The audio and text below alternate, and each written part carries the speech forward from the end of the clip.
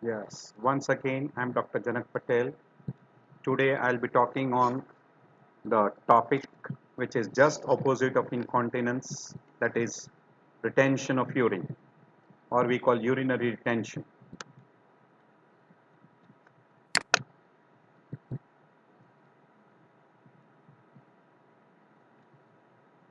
or it is also called as a ischurya.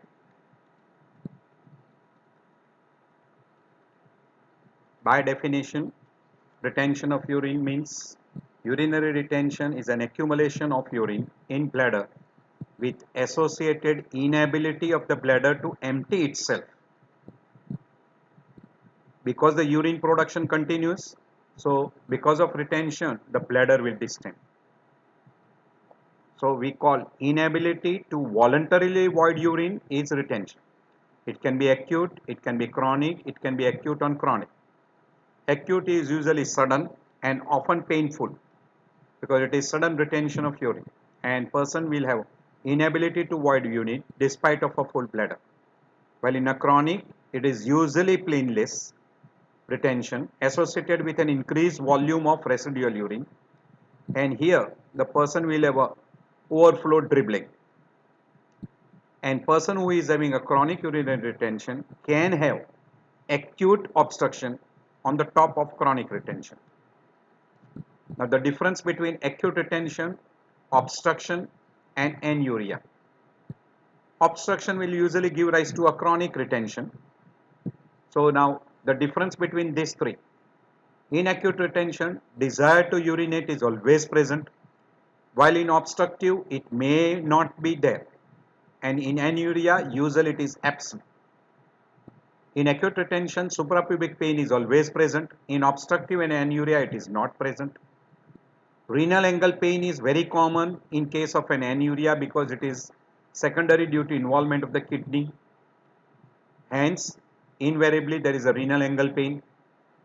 General examination wise, usually in acute retention, the person does not seem to be uremic, while in case of an obstructive and anuria, person is usually uremic. And in abdominal examination, in acute retention, bladder is distended plus tender. In obstructive, it is a full bladder with increased capacity, and in anuria, the bladder is completely empty. So you must differentiate between these three conditions because clinically person will say that I am not able to pass urine, but you will have to differentiate between these three conditions. There is another condition where the person will say that I am not able to pass urine is extravasation of urine, where the urine leaks out from bladder or from urethra into surrounding tissue and body cavity like peritoneum. This is very commonly because of traumatic injury to either bladder or to urethra. Etiology wise, or we can call classification, you can divide into acute and chronic. The most common causes of acute is post anesthesia, drugs, post operative calculus, and in chronic the most common cause is BPH, prostatic carcinoma, bladder calculus. We can divide etiological classification into obstructive element, infection, inflammation, traumatic injury, drugs, or we call pharmacological, post-operative, pregnancy, and neurogenic. Other way of classifying is on congenital and acquired. There is functional way of classifying difficulty, or we call failure to store, that will give rise to usually overactive bladder, classical example, and failure to empty we call as a retention of urine. The obstruction can be partial or complete. Obstruction can be at the level of upper urinary tract or lower urinary tract. Lower urinary tract means ureter, bladder, bladder neck obstruction, or we call bladder outflow obstruction, we call BOO, BOO, or at the level of urethra, or at the tip of the urethra, that is meatal, etc. While in upper urinary tract, it is at the level of the pelvis or pelviureteric junction. The etiology can be obstruction, inflammation, infection, traumatic, drugs, pharmacological, post-operative, pregnancy, or neurogenic. Now if we go in little more detail, the most common cause, almost 50%, 53%, means more than 50% of the time, is BPH.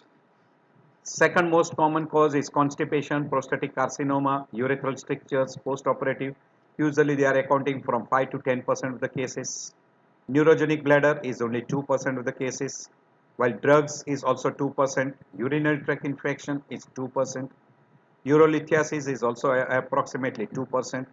So the most common cause, and in a male it will be more than 50%, is BPH.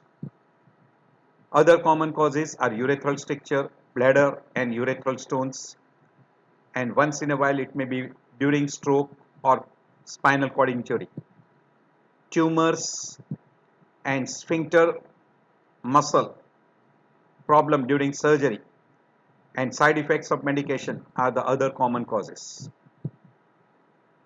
You can divide obstructive causes into intrinsic and extrinsic. Intrinsic means in the bladder, like BPH, bladder stone, urethral strictures. Extrinsic cause means pressure from outside, like uterine tumors, retroperitoneal mass, impaction of stool, etc. And particularly in a woman, cystocele, rectocele, or uterine prolapse. Bladder outlet obstruction, or we call BOO. Very commonly it is structural or functional.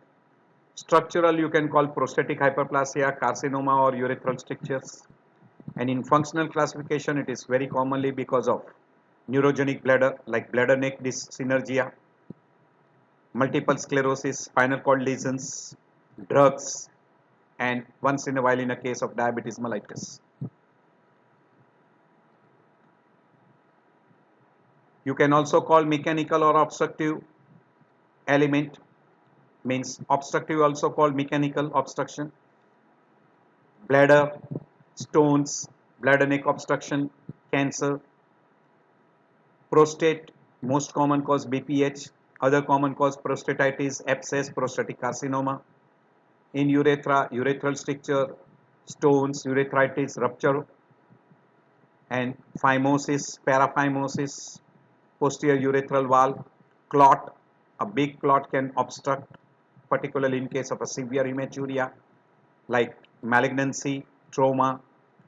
In women, you can have pelvic masses, urethral stenosis, diverticulum, pelvic prolapse, and once in a while psychogenic, that is we call hysterical. In pharmacological causes, anticholinergic drugs, sympathomimetic drugs, NSAID, alcohol, opioids, etc. Miscellaneous groups, pregnancy, post-operative traumatic injury to urethra, bladder neck, bladder, neurogenic bladder, etc. Failure to empty is also called an obstruction, where we call bladder disorders. You can put them into neurogenic, myogenic, psychogenic, or idiopathic. And outlet obstruction, that is anatomical or functional, we already discussed before. As far as the pathophysiology is concerned, it is because of the obstruction. There is increased resistance to the flow of urine at the bladder neck junction, like prostate, urethral strictures, and detrusal muscle dyssynergia. Interruption in sensory motor or mix, that is neurogenic bladder, like spinal cord lesion, cerebrovascular lesion, diabetes mellitus. Over distension following a post-operative period, opiate analgesics, large volume of alcohol or consumption of large volume.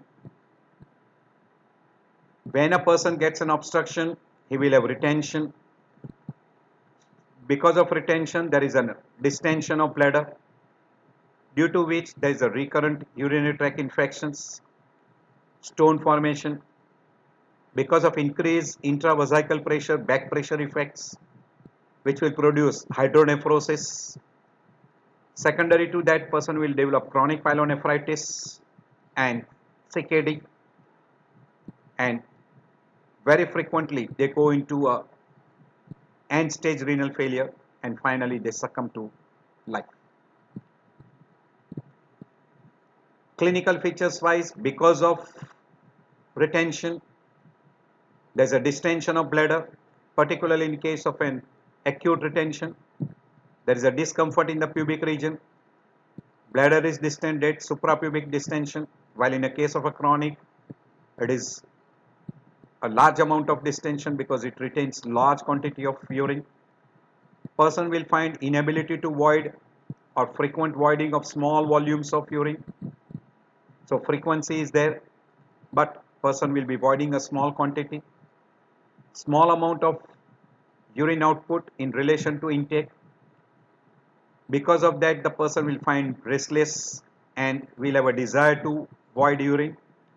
There will be overflow, dribbling, hesitancy, urgency, painful maturation, we call dysuria. Person will have a frequency, and during a night also he'll wake up good number of times, so he will have a nocturia. And when he tries to pass urine, there will be a poor stream. And in a case of a chronic retention, person can have even overflow incontinence. So in acute, there is a frequency, inability to void urine, rapid onset, while in case of a chronic, it is slow onset, overflow dribbling, residual volume is a good quantity, painful in case of a acute, there is a suprapubic distension with a painful bladder, while usually in a chronic, it is a painless bladder. Acute will invariably give rise to AKI, while chronic will end up with CKD. Usually in acute, it is a total obstruction, while in case of chronic, usually it is a partial obstruction. So these are the some difference which clinically you can easily identify. So you can identify acute or chronic, and then you can also identify acute on chronic. There are irritative symptoms and there are obstructive symptoms. In irritative symptoms, frequency, nocturia, urgency, incomplete voiding and dysuria are the common symptoms, while obstructive symptoms are hesitancy, incontinence, poor stream and terminal dribbling. These are called obstructive symptoms. In acute retention, frequency, nocturia, hesitancy, terminal dribbling, urgency, incomplete voiding, incontinence and poor streams are the most common symptoms which are being present, and we have already discussed this in a previous lectures. The person will usually come with an obstructive symptoms and storage symptoms. Now in a case of a chronic, the person will come to you with usually painless distension, incomplete emptying. The person will have a lower urinary tract symptoms, mainly in the form of a nocturnal enuresis. Usually there will be a large bladder, invariably person will be uremic. Person may have anemia, fluid overload signs, large residual volume. May, when you catheterize, after that person may have diuresis, bladder drainage, sudden drainage may produce a hematuria. Bladder capacity may be sometime even more than 1.5 liters of urine. Commonest presentation is overflow incontinence, marked swelling in the suprapubic region, recurrent UTI, CKD. Prostatic enlargement is the most common cause of chronic retention. Other common causes are malignancy, rectal surgery, diabetes, neurogenic bladder, multiple sclerosis, etc. Infection is very common, hydronephrosis, pyelonephritis, and it ends up with CKD. There is also one another terminology utilized for overflow incontinence is called paradoxical incontinence, and you can have sometime acute on chronic, that is painful retention on a chronic retention. And whenever you suspect a patient with a urinary retention, diagnosis is confirmed on a duty residence by physical examination. If there is a distended bladder, more than 500 capacity, which can be easily diagnosed by ultrasounds, it is definitely urinary retention. Now, if the person, you give a conservative measures, encourage ambulation, give a warm pack, and ask him to go for maturation, he may get a results. Confirm that it is acute retention. If that does not respond, you go for urinary catheterization, and when urine is removed, look for urine routine and microscopic examination, and you may send for a culture and antibiotic sensitivity.